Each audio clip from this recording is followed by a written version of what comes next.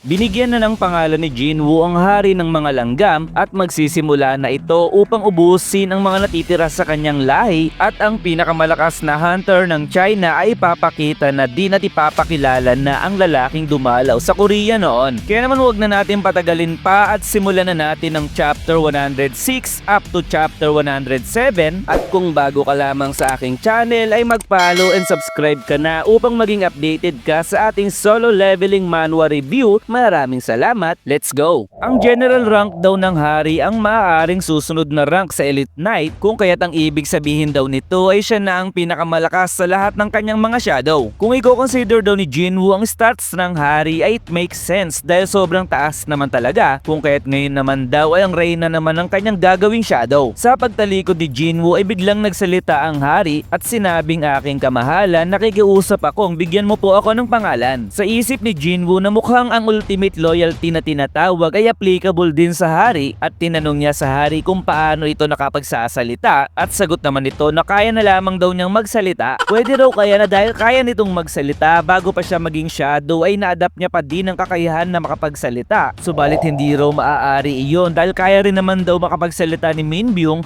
Iron at Kiba bago sila maging shadow pero hindi naman sila nakakapagsalita ngayon. Isang level lamang daw ang pinagkaiba ng mga ito sa ranking kung kaya't pwede raw siguro na makapagsalita na rin ng iba kapag sila ay nakarating sa mas mataas na ranggo. Si Jinwoo raw ang pumatay sa hari kung kaya't magiging loyal pa rin daw ba ito at susunod sa kanya, pero sagot ng hari na hindi raw siya pinatay ni Jinwoo dahil mas mainam daw na sabihin na muli siyang pinanganak dahil sa kapangyarihan ng ating bida. Umaapaw daw ang kaligayahan sa kanyang puso kung kaya't susunod daw ang hari kay Jinwoo kahit saan pa ito magpunta magpakailan pa man, kaya naman muli itong nakiusap na bigyan daw siya ng pangalan ni Jinwoo. Magiging weird daw siguro kung papangalanan niya ang hari bilang langgam o kaya insekto sapagkat dapat raw ay may pangalan ito na bubukod sa kanya sa ibang mga langgam at biglang naalala ni Jinwoo ang pangalan ng isang author sa isang novel na may pamagat na The Ants, kaya naman ngayon ang pangalan daw ng hari ay Biro. Ngayon si Biro ay isang general rank sa Shadow Army ni Jinwoo kung saan siya ang pinakamalakas at ngayon naman daw ay ito ang oras upang gawing shadow ni Jinwoo ang Reyna. Gamit ang magical word na arouse ay tumayo at tumindig ang buntot ng Reyna at ngayon ay nasa rank din ng general ito gaya ni Biro. Tila ba may naramdaman na kung ano ang mga shadow langgam ni Jinwoo at naramdaman niyang mas humina ang kanyang koneksyon sa mga ito,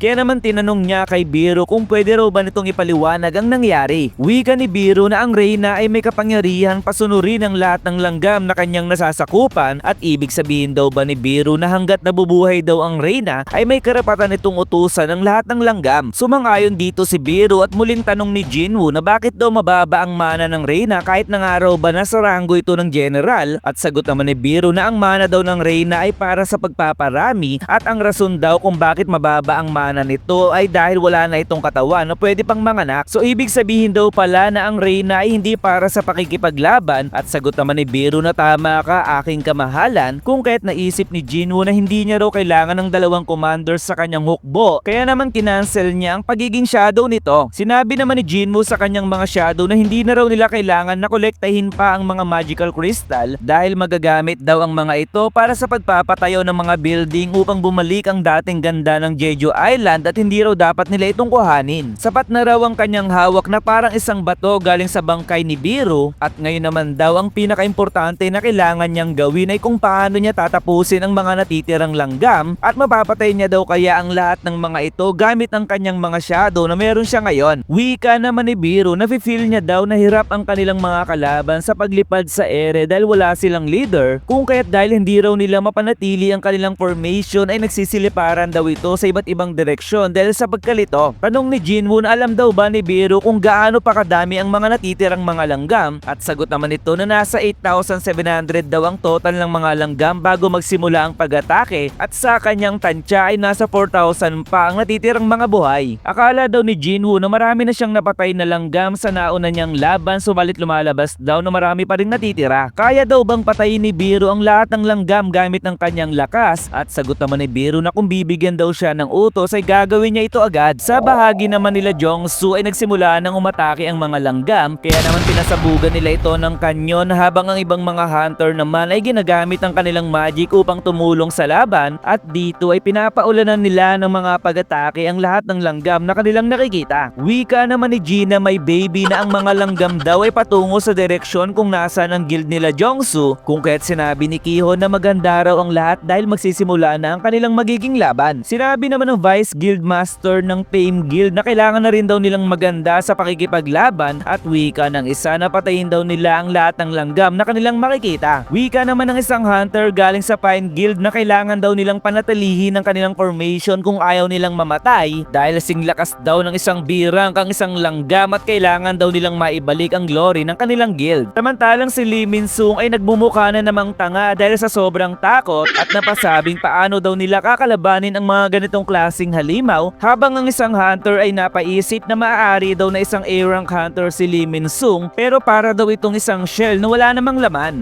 Napakaraming mga langgam naman ang nakarating sa pangpang kung saan nakapwesto sila Juhi at napatanong ito kung sapat daw ba ang kanilang lakas upang labanan ang mga halimaw, at dito ay malapit na itong makalapit sa kanila dahil sa bilis na taglay ng mga ito, subalit bigla na lamang nahiwa ang katawan ng mga langgam sa sumunod na segundo, samantalang sila Juhi ay hindi makita kung ano ang pumapatay sa kanilang kalaban dahil sa sobrang bilis nito, at dito ay pinakita si Biru kung saan siya pala ang pumapatay sa kanyang mga kauri. Inabot ng 2 araw ang South Korea sa pagsugpo sa mga langgam sa bandang south ng bansa at natagpuan din daw nila ang mga langgam sa karagatan ng China at hindi sila makapaniwala na umabot sa kanila ang mga langgam na ito. Hindi raw nila nagawang makatulog sa loob ng 2 araw at report ng isa na nasa shooting range na daw ang pangalawang wave ng mga langgam, at nang patatamaan na nila ito ay pinigilan sila ng kapitan sapagkat kikilos na daw ang kanilang bayani upang kalabaning mag-isa ang mga langgam na sumasalakay sa kanila. Dito ay naganda na ang hunter na ito at sinabing ililibing na daw ang lahat ng mga langgam sa ilalim ng dagat, at sa pag-ataking kanyang ginawa ay madali niyang napatamaan ang lahat ng langgam sa himpapawid, at muling sinabi na kung buhay lamang daw ang langgam na kinalaban ni Jinwoo ay mas masaya daw sana ang kanyang magiging laban sapagkat ngayon ay isa-isang bumabagsak sa dagat ang pira-pirasong katawan ng mga langgam. Pinakita naman ng babae at tinanong ang kanyang kausap kung ano raw ba ang masasabi nito dahil konektado raw si Jinwoo at ang kapatid ni Mr. Wang sa insidenteng iyon na maaaring si Jinwoo daw ang pumatay sa nakatatandang kapatid ni Mr. Wang. Gusto daw makaganti ni Mr. Wang kay Jinwoo at tanong ng lalaki kung bumaba na daw ba ang tensyon sa pagitan ng dalawa, at dito ay pinakita ang guildmaster ng Scavenger Guild na si Thomas Andre at sinabing dahil sa nangyari sa Jeju Island ay mas mahirap na raw ma-meet si Jinwoo at sayang naman daw dahil gusto niya talaga itong makita sa personal. Ano raw ang gagawin ni Thomas kung sakaling maglaban si Mr. Wang at Jinwoo, at sagot naman ni Thomas na hindi raw ba siya nito kilala sapagkat si Mr. Wang daw ay pagmamay-ari ng Scavenger Guild at dahil kanya ang Scavenger Guild ay hindi niya hahayaan na ang kanyang property ay gagalawin ng iba dahil kahit daw ang government ng US ay handa niyang kalabanin. Sa pangatlong gabi ng raid sa isla ng Jeju ay narito ngayon ang Night Guild kung saan sila ang naatasan na kolektahin ng mga magical crystal. Sinabi ni Jongsu na meron daw tao ang hindi pinalad sa pagiging swerte at ginagawa daw nito ang lahat ng kanyang makakaya dahil pangarap niya na maging isang gold medalist. Matinding pagsasanay at matinding disiplina sa sarili ang kanyang ginawa at ang natitira na lamang daw ay makipaglaban ito sa Olympics. Nanaginip pangaraw ito ng maganda at nasa tamang kondisyon na raw talaga ito para sa competition, pero dahil sa na-detect ng mana meter na siya ay isang awakened ay nabandaw ang lalaking ito sa Olympics. Sagot ng makulit na ang kwento raw nito ay tungkol mismo kay Jongsu, subalit wika ni Jongsu na hindi pa rin daw siya sumusuko dahil ngayon ay nakahanap siya ng bagong pangarap kung saan ang kanyang guild na binuo ang magiging pinakamagaling sa bansa. Nang makita ng dalawang mga magical crystal ay labis silang natuwa dahil kung kukuhanin daw nila itong lahat ay magiging best guild na raw sila sa bansa, pero wika ng babae na hindi raw tama kung gagawin nila ito.